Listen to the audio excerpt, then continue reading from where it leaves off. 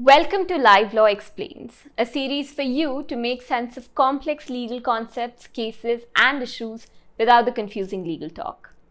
I'm Padmakshi Sharma, your host for the video, and today I will be decoding what the Indian Supreme Court has referred to as the heart of the Article 370 matter.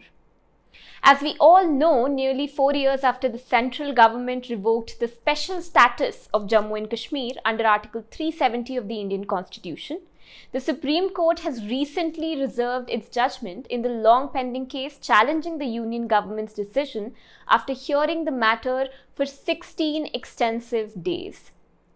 But to really understand the core issue raised in these cases, we need to rewind to the year 1947, when India gained freedom from the British rule and the British India was divided into the territories of India and Pakistan.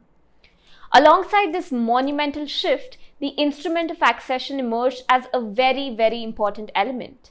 This instrument allowed the rulers of the princely states, which were previously under the British paramountcy, to choose between joining either India or Pakistan. The princely state of Jammu and Kashmir did not initially want to join either of these. It wanted to be an independent state. But it eventually signed the instrument of accession with the Union of India as a means of compromise. You see, Pakistan at that time had invaded Jammu and Kashmir, and since the state did not have any means to counter the attack or to defend itself, it needed India's protection. But the Maharaja of Kashmir, at the time of signing the instrument of accession, made it very clear that he did not want to hand over the entire control of the state to the Indian government. For India, Jammu and Kashmir was really important geographically as it was a border state. So, the Union of India and Jammu and Kashmir reached a compromise. In the accession, India got control over 3 subjects: defense, foreign affairs, and communications, while the Maharaja of Kashmir held on to the rest. Now, fast forward to when India was drafting its constitution. To honor the promise which was made to Jammu and Kashmir while signing the instrument of accession, Article 370 was included in the Indian Constitution. This article gave Jammu and Kashmir a special status and permitted the state to draft its own constitution. It also added that the Indian Parliament could make laws related to the original 3 subjects which were mentioned in the instrument of accession, that is, of course, defense, foreign affairs, and communications. However, all the other laws would apply to the state of Jammu and Kashmir only with the agreement or the consent of the Jammu and Kashmir's assembly. Now, what was the procedure by which Indian laws would apply to the state of Jammu and Kashmir? Well, under Article 370 Clause 1 Clause D, the President of India could pass orders to apply Indian legal provisions to Jammu and Kashmir, and if these provisions pertained to defense, foreign affairs, and communications, then consultation with the Jammu and Kashmir state government would be required. However, if the provisions pertained to any other matter, the concurrence or the consent of the state government would be required.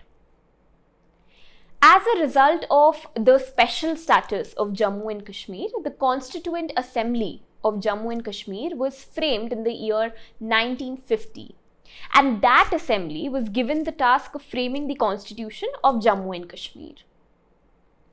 Interestingly, the Constituent Assembly was also given another task under subclause 3 of Article 370. This subclause, which is considered to be a self-destructive clause for Article 370, provided with a means to abrogate Article 370, a means to remove Article 370 and effectively end the special status which was given to the state of Jammu and Kashmir. It stated that the President of India could declare Article 370 as inoperative or even modify the article, provided that the recommendation of the Constituent Assembly of the state shall be necessary for doing so. So the second task which was given to the Constituent Assembly of Jammu and Kashmir was to recommend the removal of Article 370. But that never happened because the Constituent Assembly of Jammu and Kashmir dissolved itself in the year 1957, and it did so without recommending anything at all. This created a situation. The Union government wanted to remove Article 370.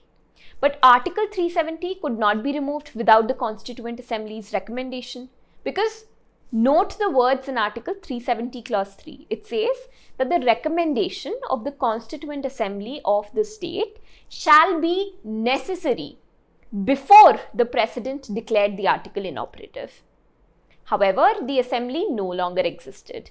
So, the Union government took a different approach to abrogate the article. Through the Constitution Application to Jammu and Kashmir Order 2019, which is also more commonly known as the CO 272 order, the Union government amended Article 370 indirectly through a third article, that is Article 367 of the Indian Constitution. Now, what is Article 367? Well, this article provides with various guidelines about how the Constitution of India may be interpreted. Now, CO 272 added to Article 367 an additional clause which stated that in Article 370 Clause 3 of the Constitution, the expression Constituent Assembly of the state shall now be read as the Legislative Assembly of the state. In other words, CO 272 amended Article 370 without really touching Article 370. Since at the time CO 272 was passed, the state of Jammu and Kashmir was under the President's rule. There was no legislative assembly in the state. And so, the governor, who is believed to be under the Union government, his recommendation was treated as the Legislative Assembly's recommendation. This is what the Indian Supreme Court has described as the heart of the matter. Could the Union government use an article which is meant for interpretation, that is Article 367, to indirectly amend Article 370? The petitioners in their arguments have submitted that in case this course of action is allowed, under the guise of amending the definition clause or the interpretation clause, substantive amendments to the Constitution of India could be carried out. Senior advocate Gopal Sankarnarayanan, who was one of the counsels for petitioners, on the 9th day of the arguments gave an interesting example to elaborate on this point. He said that if this was allowed, then the Union would have the power to take many extreme steps. For example, the word person under Article 21, which provides for the right to life, could be interpreted to mean a person accused of an offense. And then all the rights under Article 21 would be just thrown out of the window. So the petitioners asserted that this would mean that the Union government could change the meaning of any word which is provided under the Constitution of India with a simple amendment to Article 367 instead of following the long process under Article 368. And what is Article 368? Well, this article, Article 368, gives the procedure for constitutional amendment. It states that ratification by majority of state assemblies is required for amending certain core provisions of the Constitution. And there's also 2/3 majority which is required to do so. Interestingly, one of the counsels for petitioners, Senior Advocate Kapil Sibal, stated that Article 370 could not even be amended through Article 368. He said that in 1954, a constitution order, that is CO 48, amended Article 368 in its application to Jammu and Kashmir and stated that no amendment which is made through Article 368 shall have an effect in relation to the state of Jammu and Kashmir unless it is applied through Article 370. Which means that if any amendment was to be made to Article 370, it could only be made through Article 370 itself on the recommendation of the Constituent Assembly. So he was basically arguing that after the Constituent Assembly dissolved itself in 1957 without recommending the abrogation of Article 370, this article, Article 370, becomes a permanent feature in the Indian Constitution. So this is what the petitioners had to say about it. On the other hand, the Solicitor General of India, Tushar Mehta, who was appearing for the Union government in the matter, he stated that this was a one-of-a-kind situation and this would not really arise again, because in this case, if Article 367 was not modified, then that would mean that Article 370 would become a permanent feature of the Indian Constitution.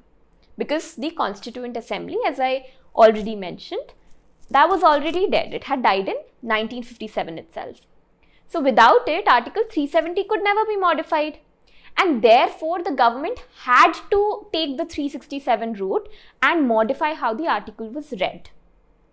This aspect of the matter is ultimately very important as it would determine the permissible width of executive actions. What do you believe is right? Could the government have modified Article 370 through Article 367? Share your thoughts in the comments below and do not forget to subscribe for more easy to understand legal explanations right here at Live Law.